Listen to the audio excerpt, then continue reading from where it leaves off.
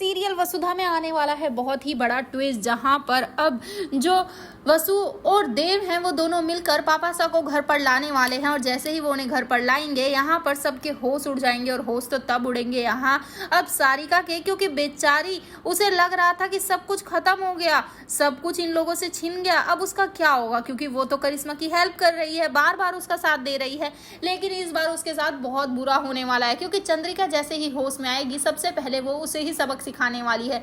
क्योंकि ये सब जो रायता फैला है उसी की वजह से फैला है। जी हाँ, आप यहाँ पर आने वाले ट्विस्ट में देखने वाले हैं कि जो यहाँ पर देव के पापा होते हैं वो दर दर इधर से उधर भटक रहे होते हैं, परेशान हो रहे होते हैं कि कैसे वो अपने परिवार तक पहुंचे। यहाँ तक कि वो तो हवेली भी पहुंच जाते हैं, लेकिन जब वहाँ उन्हें कोई नहीं मिलता तो वो बहुत ही ज़्यादा टेंशन में आ जाते हैं और वहाँ से वापस बाहर निकल जाते हैं।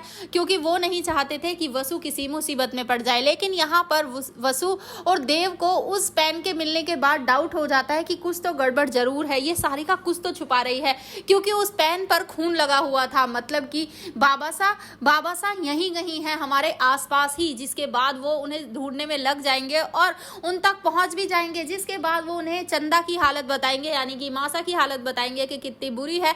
जिसके बाद यहाँ पर बहुत ही ज्यादा परेशान हो जाएगा अब प्रभात ये सब जानने के बाद, और वो सोचेगा कि अब मुझे लौटना ही होगा। जिसके बाद यहाँ पर वो लौटेगा ही नहीं सिर्फ, बल्कि करिश्मा को सबक भी सिखाने वाला है। और यहाँ पर उसकी हेल्प करने वाले हैं इस बार वसुदेव और परिवार वाले।